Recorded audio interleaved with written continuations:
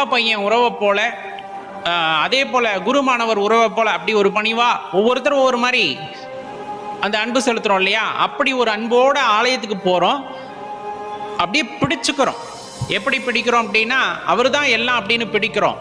அந்த சனத்தில் இங்கே பாரு, எனக்கு எதுவுமே வேண்டாம்.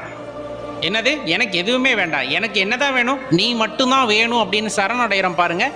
அந்த சரணடைகிற ஒரு நிமிஷம் உங்கள் வாழ்க்கையை தலைகீழாக திருப்பி போட்டுரும். உங்கள் வாழ்க்கையை தலைகீழாக திருப்பி போட்டுரும். அப்படி சரணடைஞ்சவங்களுக்கு அதுக்கப்புறம் நடக்கிறது எல்லாமே சிவபெருமான் பார்த்து நடத்தி வைக்கிறது. எனக்கு இது வேணும் அப்படின்னா கொடுத்துறாரு, அது வேணும்னா கொடுத்துறாரு, வேண்டுதல் வைக்கிற எல்லாத்துக்குமே நடத்தி வைக்கிறாரு இல்லைங்களா? ஆனால் சரணடைந்தவர்களின் வாழ்க்கையில் அன்பை ஏற்படுத்துகிறார். அவர்கள் விருப்பத்திற்கு ஏற்றார் போல அவர்கள் வாழ்க்கையை மாற்றுகிறார். அவர்கள் தான் விரும்புவதே இல்லையே, சிவபெருமானை தானே விரும்புகிறாங்க. அந்த சிவபெருமானே எல்லாம் என்று ஆகிவிடுகிறார்கள். அப்பா அந்த சமயத்தில் அந்த அன்பு அவர்களுக்கு கொடுக்கிறார் பாருங்க. அதை விட